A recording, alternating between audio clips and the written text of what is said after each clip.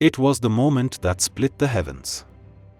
After 14 years of exile, after the oceans were crossed and the 10-headed tyrant Ravana was slain, the world waited for a reunion. They waited for love.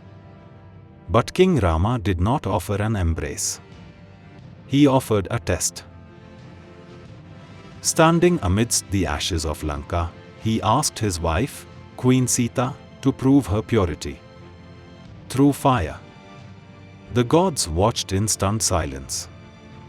The victorious army froze. And Dharma itself stood at a terrifying crossroads.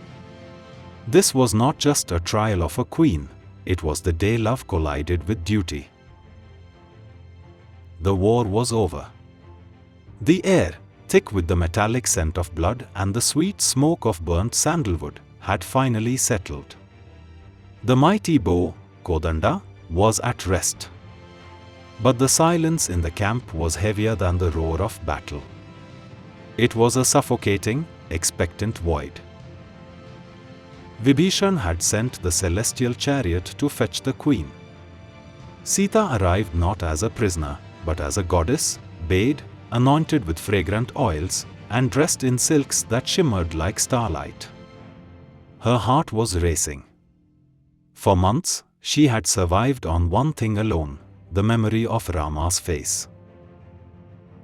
She stepped forward, expecting the tender gaze of the husband who had moved heaven and earth to find her. But Rama did not move. He stood like a statue carved from duty. His eyes were not filled with tears of relief, but were red-hot, burning with a strange, terrifying detachment. Then, Rama spoke. And his words cut deeper than any arrow. "I have done my duty," he declared, his voice echoing across the silent plains. "I have avenged the insult to the noble Ikshvaku lineage. But this war, it was not fought for you. A shadow of doubt has fallen upon your character. You have lived in the house of another man. Ravana's lustful gaze has fallen upon you. How can I, a king, take you back? You are free to go, Sita. Go to Lakshman, to Bharat. I have no attachment to you." It was a public execution of her honor. But Sita was the daughter of the earth. She did not beg. She wiped her tears and looked Rama in the eye, her voice trembling with righteous anger. "Why do you speak to me like a common man speaks to a common woman? My body was held captive, yes. But my mind? My heart? They were always yours. If this was your doubt, why did you send Hanuman to find me? I would have ended my life then and saved you the trouble of this war." She turned to Lakshman, who stood weeping with rage. "Build me a pyre," she commanded. "This is the only remedy for this misery. I will not live with this dishonor." Lakshman looked to Rama for a sign to stop it. But Rama stood silent. He gave a single, stone-cold nod. The pyre was built. The flames roared to life, hungry and terrifying, painting the twilight in violent shades of orange and black. The heat was intense. But Sita walked toward it. She circumambulated Rama one last time, a wife honoring her husband even as he sent her to her death. She stood before the inferno. "If I have been faithful," she whispered, her voice piercing the roar of the fire, "if I have never been unfaithful to Rama in thought, word, or deed, may Agni, the witness of the world, protect me." She stepped into the fire. The crowd screamed. Rama stood alone, his mask of duty finally cracking. But then, a miracle. To the onlookers, the fire was a deadly beast. But to Sita? The scriptures say the flames felt as cool as sandalwood paste. Her truth was a fire that burned hotter than the wood. the fire parted. From the heart of the blaze emerged Agni Dev himself. He carried Sita not as a victim, but as a goddess. Her red sari was unburnt. Her jewelry glowed. And the garland of flowers in her hair, it was as fresh as the moment it was woven. "Here is your Sita," Agni declared. "She is pure. Accept her." The heavens opened.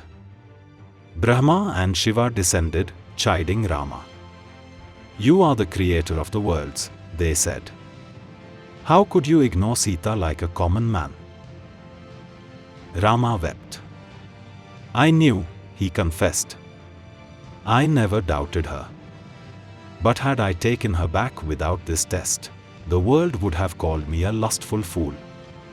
A king must be above suspicion." The test was passed. But in the hearts of mortals, the question remained. Years passed in Ayodhya. The whispers that began in Lanka followed them home. One night, a washerman shouted, "I am not Rama. I will not take back a woman who lived in another man's house." The words struck Rama like a physical blow. The fire had convinced the gods, but not the cynicism of men.